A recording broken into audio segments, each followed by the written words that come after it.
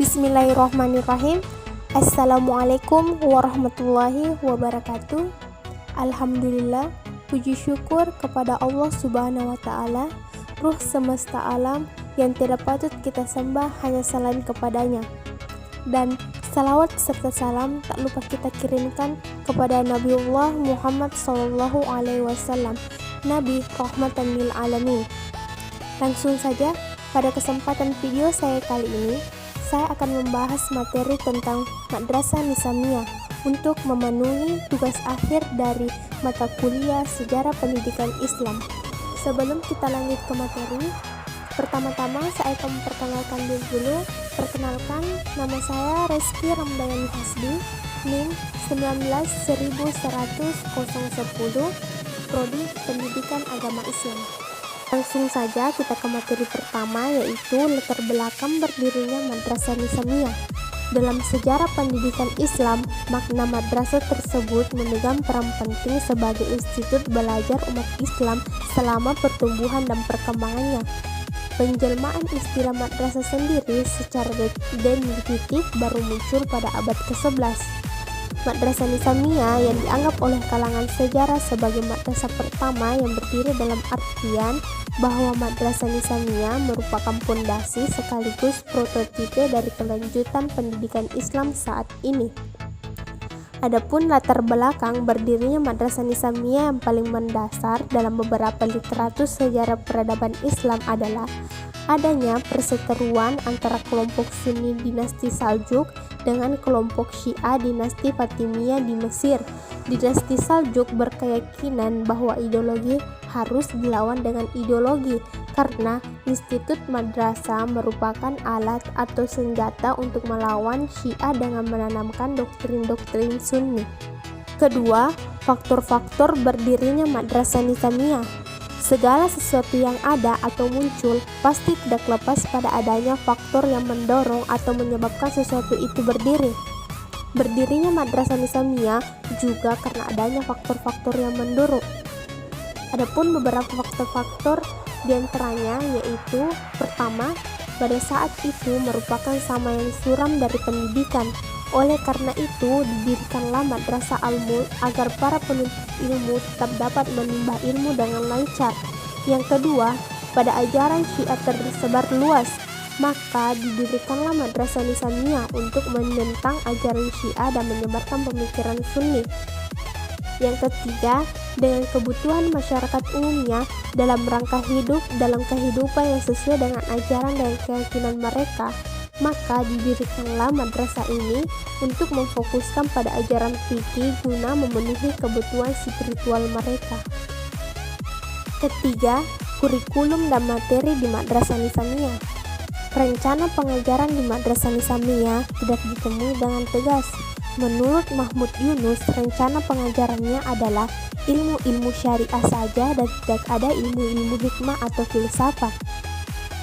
Madrasah Nizamiyah mempunyai tugas pokok tersendiri, yaitu mengajarkan fikih sejalan dengan satu atau lebih dari mazhab ahli sunni dan juga menjadi tempat-tempat menarik pelajar untuk menggunakan waktu mereka sepenuhnya dalam belajar. Rencana pengajaran atau kurikulum di Madrasah Nizamiyah secara rinci menurut Mahmud Yunus adalah Al-Quran, yaitu membaca, menghafal dan menulis sastra Arab, sejarah Nabi, fikih, usul fikih dengan menitik beratkan mazhab Syafi'i dengan sistem teologi Asy'ariyah. Hamid Hasan Bilgrami berbeda pendapat dengan Mahmud Yunus mengenai materi yang diberikan di Madrasah Nizamiyah. Juga mencakup ilmu tradisional, fikih, kajian-kajian Islam, ilmu hisab, faraid, penelitian tanah, sejarah sastra, kesehatan, cara memelihara binatang, bercocok tanam, serta beberapa segi sejarah kealaman. 4. Tokoh-tokoh pendiri Madrasah Nizamiyah. Masyhurnya Madrasah Nizamiyah tidak terlepas dari peran guru yang menjaga, mendidik, dan membimbing para mahasiswa yang akhirnya menghasilkan sarjana-sarjana yang berkedudukan di pemerintahan sebagai karyawan dan pegawai negara. Adapun beberapa tokoh-tokoh pendiri sekaligus guru-guru yang memberikan pembelajaran di Madrasah Nizamiyah. Bisa kita lihat ada beberapa tokoh-tokoh sekaligus guru yang memberikan pembelajaran di Madrasah Nizamiyah. Dan yang kelima, pengaruh Madrasah Nizamiyah. Madrasah Nizamiyah telah banyak memberikan pengaruh terhadap masyarakat, baik di bidang politik, ekonomi, maupun bidang sosial keagamaan. Nizam al-Mulk sebagai pejabat pemerintah yang memiliki andil besar dalam pendirian dan penyebaran madrasah. Kedudukan dan kepentingannya dalam pemerintahan merupakan suatu yang sangat menentukan. Dalam batas ini, madrasah merupakan kebijakan ideologi politik penguasa. Dalam bidang ekonomi, Madrasah Nizamiyah memang dimaksudkan untuk mempersiapkan pegawai pemerintah, khususnya di lapangan hukum dan administrasi. Di samping sebagai lembaga untuk mengajar ilmu syariah dalam rangka mengembangkan ajaran Sunni, Madrasah Nizamiyah diterima oleh masyarakat karena sesuai dengan lingkungan dan keyakinan dilihat dari segi sosial keagamaannya. Hal ini disebabkan oleh beberapa faktor, yaitu ajaran yang diberikan di Madrasah Nizamiyah adalah ajaran Sunni sesuai dengan ajaran yang dianut oleh sebagian besar masyarakat pada saat itu.